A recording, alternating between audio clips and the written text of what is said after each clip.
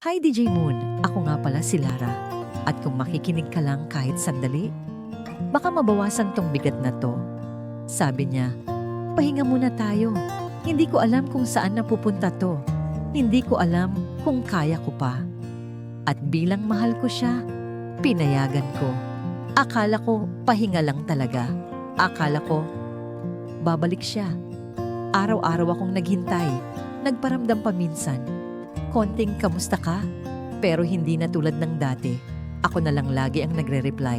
Ako na lang ang umaasa. Tapos isang araw, may nagtag sa kanya. May ka-picture na iba. Bagong girl, bagong caption, bagong happiness. Wala pang isang buwan mula nung nagpaalam siya. Wala pang 2 linggo mula sa huling I miss you niya. Sa chat, DJ Moon, paano naging pahinga yon kung may pinalitan na agad ako?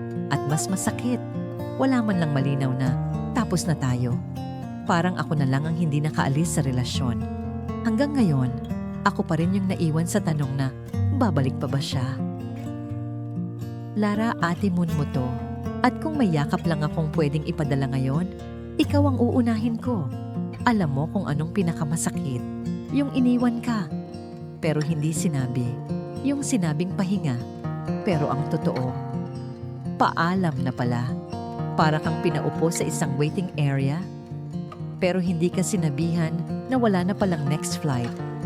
Habang ikaw, kumakapit sa boarding pass ng baka bumalik pa siya, siya naman, naka-check-in na sa ibang gate. Kasama na ang bago niyang kasama sa biyahe. Lara, hindi mo kasalanan na umasa. Kasi ang sabi niya, pahinga. Walang nagsabing breakup, walang closure, walang linaw. Pero sana, dito mo makita ang katotohanan. Ang taong gustong bumalik, bumabalik. Ang taong totoo ang intensyon, nagsasabi ng totoo. At ang taong may respeto sa'yo, hindi ka iiwan sa alanganin habang may kinakasama ng iba. Kung kailangan mong umiyak, iyak mo lahat. Kung kailangan mong itanong, ano bang kulang sa akin? Itanong mo. Pero huwag mong hayaang ang sagot sa tanong mo ay manggaling pa sa kanya. Kasi minsan, kahit hindi natin marinig ang tapos na, yung kilos nila, yun na mismo ang sagot. At ngayong alam mo na, Lara, baka oras na para hindi mo na siya hintayin.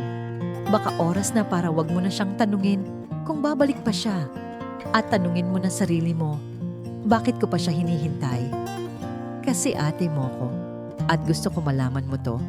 Hindi mo kailangan maging second option sa kwento ng taong natutong umalis, na hindi man lang nagpaalam ng buo.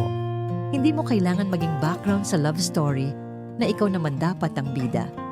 You're not the one who was left behind, Lara. You're the one who's about to move forward.